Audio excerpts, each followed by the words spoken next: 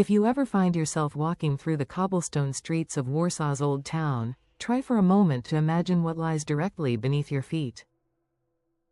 Beyond the colorful tenement houses and the lively cafes filled with tourists, there is a silence that has fueled whispers for centuries. This is the realm of the Warsaw Basilisk. While many cultures have their own versions of this creature, the Polish legend has a unique and terrifying atmosphere that blends dark folklore with a lesson in survival. It is a story about greed and curiosity, but also about the unexpected power of self-reflection and how using your mind can overcome the most impossible obstacles. The legend of the basilisk begins long before modern buildings lined the Vistula River. According to Polish folklore, the creature has a truly bizarre and unnatural origin. It was believed a basilisk could only be born from an egg laid by a 7-year-old rooster. This egg then had to be incubated for 9 years by a toad or a snake hidden deep within the dampest and filthiest cellar available. Because of this twisted birth, the basilisk was a grotesque hybrid. People described it as having the head and chest of a rooster with large eyes that burned with a hellish fire. It had the leathery wings of a bat and the long scaly tail of a dragon. Some accounts even claimed that its breath was so foul it could wither entire fields of crops, and its touch was as acidic as the strongest poison. This monster represented the ultimate perversion of nature, which is why its mere presence was lethal to everything around it. The most famous encounter with this beast took place in a tenement house on Crivecolo Street in Warsaw. During the 16th century, this area was a mazy underworld of narrow alleys and deep, interconnected basements. The terror began when people simply started disappearing. A servant might go down for wine and never come back. A soldier might enter the tunnels in search of hidden treasure and vanish without a trace.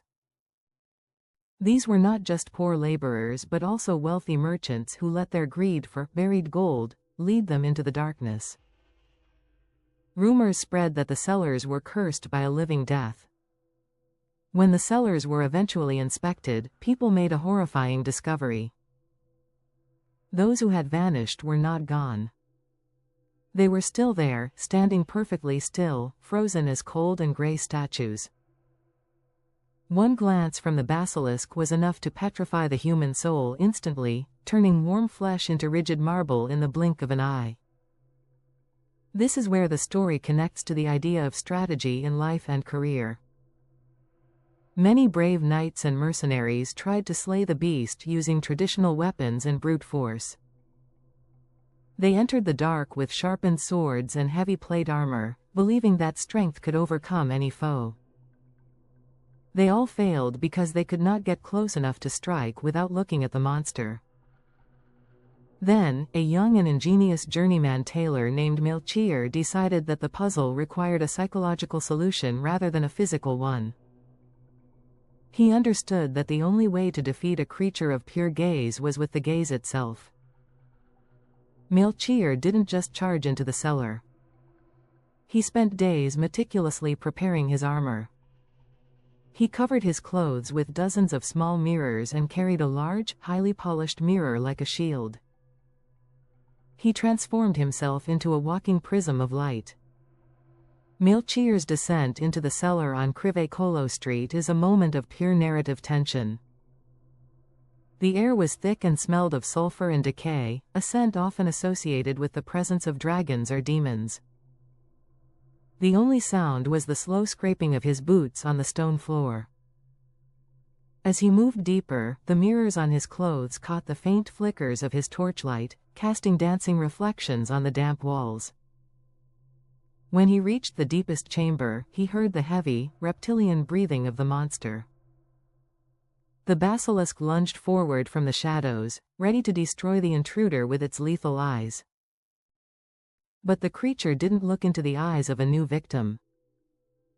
It looked directly into the mirror. It saw its own reflection, and the sheer terror of its own lethal power was reflected back with double the intensity.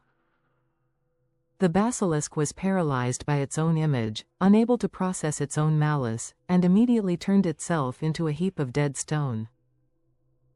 When we look back at this legend with modern scientific understanding, we can find fascinating explanations for why people truly believed in a petrifying monster. In the medieval period, many of Warsaw's old cellars were poorly ventilated and built over marshy ground. These basements often collected high concentrations of methane or carbon dioxide. These gases are invisible and odorless, and a person entering such a space would lose consciousness and die within minutes. To an observer finding the body days later, rigid with rigor mortis, it would seem like they had been struck down by a monster. Furthermore, the discovery of fossilized bones from prehistoric animals like the woolly rhinoceros or the mammoth often fueled local imagination. When an uneducated person found a strange skull with large eye sockets in a dark cave, they could only conclude that a monster like the basilisk had lived there.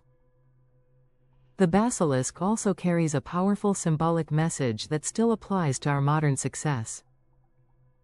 It is a warning about unchecked curiosity and the hidden dangers we find when we go too deep into places where we do not belong. But the use of the mirror offers a deeper lesson in self-awareness. It suggests that the most terrifying obstacles we encounter in our careers and personal lives are often reflections of our own fears and internal nature.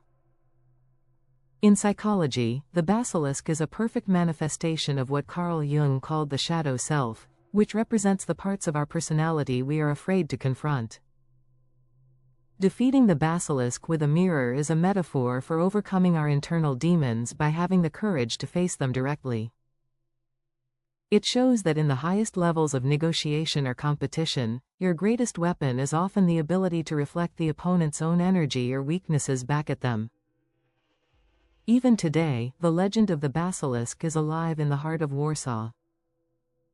If you walk through the old town, you will see signs and statues and even a famous restaurant named after the beast. It has become a symbol of the city's resilience and its rich tradition of storytelling. The image of the creature serves as a reminder that history is not just made of dates and kings but of the fears and wonders of ordinary people.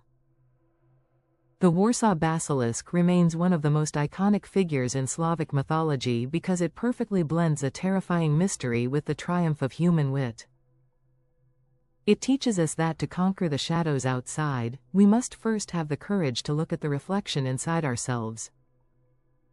Thank you for joining me on this journey into the dark heart of Warsaw's legends. The stories of our ancestors often hold the most fascinating truths about the human experience. If this exploration of the basilisk and the power of the mirror sparked your imagination, please hit the like button. It helps our community of history and myth lovers grow and ensures these stories continue to be told. What do you believe the basilisk truly represented? Was it a geological hazard or a warning about human nature? Let me know your thoughts in the comments below because I always enjoy hearing your perspectives. If you want to keep diving into the legends and mysteries that define our world, make sure to subscribe and click the notification bell. To continue your journey through the unknown right now, click on the video on your screen to explore another fascinating story. Until next time, stay curious and keep looking for the truth beneath the surface.